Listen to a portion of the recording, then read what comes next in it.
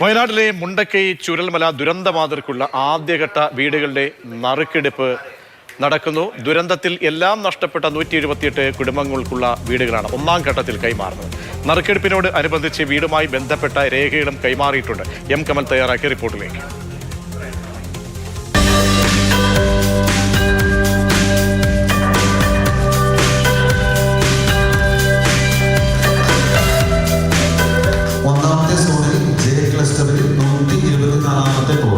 മുണ്ടക്കൈ ചൂരൽമല ദുരന്തത്തിൽ എല്ലാം നഷ്ടപ്പെട്ട 178 കുടുംബങ്ങളാണ് ഫേസ് 1 ഗുണഭോക്തൃ ലിസ്റ്റിൽ ഉണ്ടായിരുന്നത്. അവർക്ക് വേണ്ടിയുള്ള വീടുകളാണ് ഇന്ന് നറുക്കെടുപ്പിലൂടെ ഓരോരുത്തർക്കും ഏത് വീടാണ്, ഏത് സോണിലുള്ള, എത്രാം നമ്പർ വീടാണ് എന്നതാണ് ഈ നറുക്കെടുപ്പിലൂടെ നിർണ്ണയിച്ചിരിക്കുന്നത്. രാവിലെ മുതൽ തന്നെ ഈ ഗുണഭോക്താക്കൾ എല്ലാവരും മേപ്പാടി MSA ഓഡിറ്റോറിയത്തിൽ എത്തിയിരുന്നു. പലരും നിറകണ്ണുകളോടെയാണ് നറുക്കെടുത്തത്. നമ്മളോട് പ്രതികരിച്ച എല്ലാവരും വളരെ സന്തോഷത്തോടെയാണ് പ്രതികരിച്ചത്. കാരണം അവരെ സംബന്ധിച്ചിടത്തോളം 1.5 വർഷത്തെ കാത്തിരിപ്പ്, വീട് കിട്ടും, ടൗൺഷിപ്പിൽ വീടുകൾ ഒരുങ്ങുന്നു എന്നൊക്കെ അറിയുന്നുണ്ടെങ്കിലും അത് തങ്ങളുടേതാണ്, തങ്ങൾക്ക് ഒരു വീട് അതിലുണ്ട് എന്നതിൻ്റെ ഒരു രേഖ ഇന്ന് കിട്ടുകയാണ്. അതോടൊപ്പം ഇവിടെ നിന്ന് ഈ സ്ഥലവുമായി ബന്ധപ്പെട്ട് പട്ടയവുമായി ബന്ധപ്പെട്ട റവന്യൂ രേഖകൾ, അതുപോലെ KSEB, വാട്ടർ അതോറിറ്റി, അതുപോലെ സിവിൽ സപ്ലൈസ്, റേഷൻ കാർഡുമായി ബന്ധപ്പെട്ട രേഖകൾ, അതെല്ലാം തന്നെ അക്ഷയ മുഖാന്തരം ഇവിടെ കൗണ്ടറുകൾ ഒരുക്കി ഈ ഗുണഭോക്താക്കൾക്ക്, ഈ ലോട്ട് കിട്ടിയ ആളുകൾക്ക് നൽകുന്നുണ്ട്.